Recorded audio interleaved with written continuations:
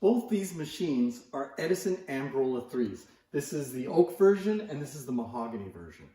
Now when Edison came out with the Amberola, and that was the line where the horns were inside, so he was trying to do what Victor had done with the phonograph, where he put the horn inside, called it a Victrola. These became Amberolas, and I've got a couple of other videos on these early Amberolas.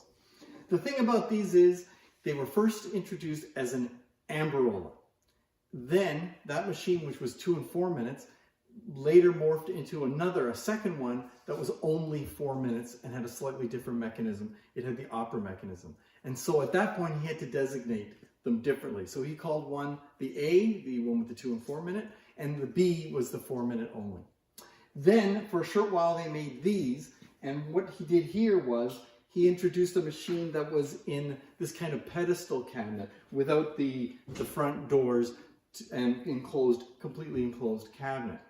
So he designated these as Amberola 3s. There never was an Amberola 2.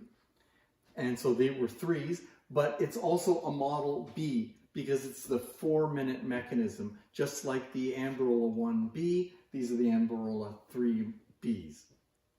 They're really good mechanisms. It's an opera mechanism, so they're great sounding. I don't believe they were huge sellers. When these were originally purchased, you could also purchase something to store your records in. This one has something there, but those are actually diamond disc ones, so I'll have to take those record boxes out. They shouldn't be there. So the Amberola 3 came out in 1912, just after the Amberola 1A and B. There you can see, it's hard to see, but it says 3 here and B there. And then we got that. Oh, that looks nice. And then the mechanism is an opera mechanism. So this is one of Edison's best mechanisms. In this one, the mandrel moves under the reproducer instead of the reproducer moving. And it's got an automatic stop, and there's the motor start and stop there. And it's a direct drive. The governor is under here, which means there's no leather belt, which is a really good way of doing it, and something that they were able to achieve on the opera or concert machine. And these motors are fairly silent, so that's kind of nice. Here's the oak one. You can see I love these reproducers.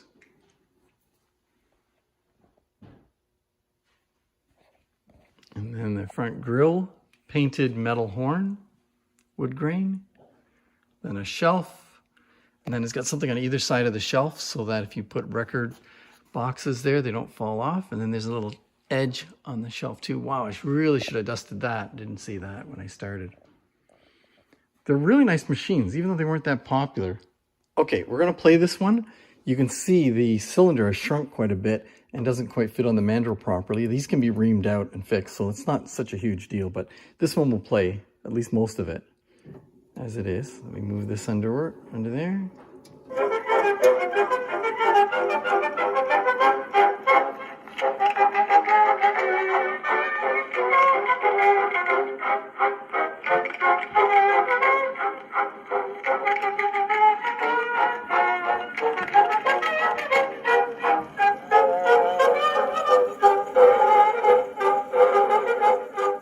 So this pedestal style Amberola didn't last for very long and were discontinued after 1915.